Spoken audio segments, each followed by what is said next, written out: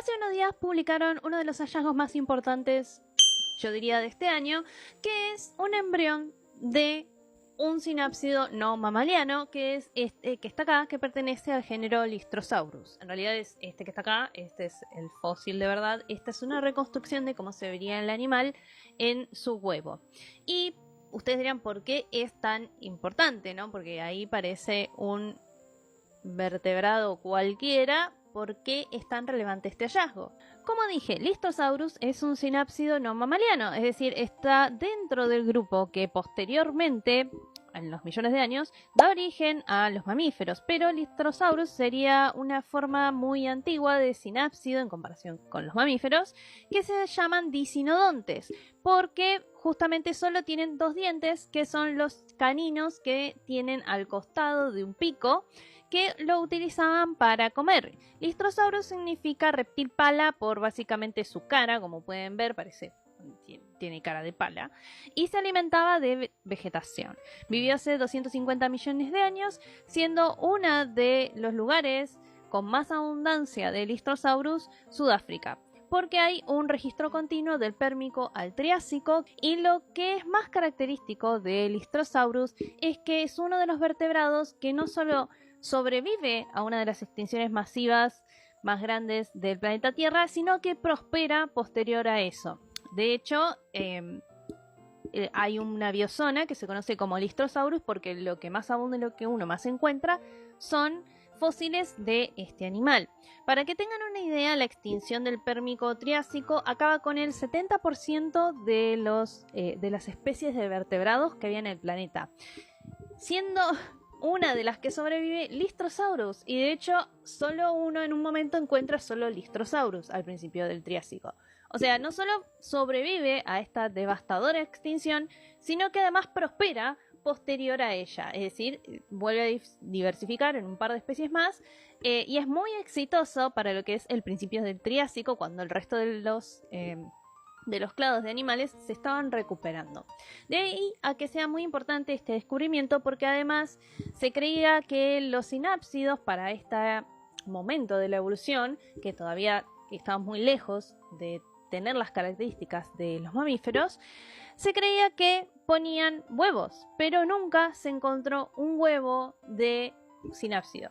Y este sería el primero de, por lo menos, esta línea o a esta altura de la evolución de los sinápsidos. Lo interesante de este fósil que hallaron era comprobar realmente que se trataba de un embrión, porque justamente no estaba envuelto en una cáscara, o sea, estaba en una posición como fetal, pero no estaba rodeado de cáscaras ni nada, así que había que comprobar que realmente era un embrión y que, bueno, la cáscara no se había preservado, y para eso lo compararon con otros juveniles que se conocen de Lystrosaurus, y pudieron ver que, por ejemplo, en este lado, que sería el del embrión versus un juvenil, todavía no tenía formados los dientes, más sí tenía los alvéolos de los colmillitos.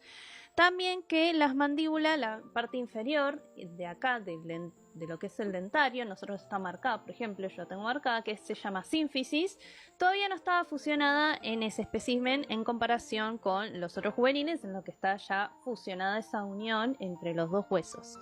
Y entre otras características también había huesos que todavía no habían terminado de osificar, que son muchos lo que sucede, ¿no?, cuando uno está en estado embrionario, que todavía faltan osificarse, por ejemplo, las partes de las cabezas del fémur o de la cabeza del húmero, que no se terminan de formar todavía. Entonces, con todas estas características, pudieron definir que se trataba de un embrión que se encontraba in ovo o in situ en su huevo al momento en el que fue fosilizado. Este fósil nos da varias características clave de lo que es no solo este grupo, que son los dicinodontes, sino de los mamíferos. En primer lugar, que los dicinodontes ponían huevos bastante grandes, y que daban lugar o nacían crías que ya podían alimentarse. De hecho, ellos ya desarrollaban sus dientitos y su pico y eran capaces de alimentarse. Eso hace que sean menos dependientes de la madre, o que no necesitaran tanto cuidado parental, y los autores postulan que tal vez esto es una característica clave para determinar por qué el Lystrosaurus sobrevive a una extinción masiva, porque ponía huevos bastante grandes, las crías nacían bastante grandecitas, ya se podían alimentar y se reproducían rápido. Y eso hizo que por eso abundaran de repente, no solo sobrevivieran, sino que de repente habría tantos Lystrosaurus dando vueltas por ahí.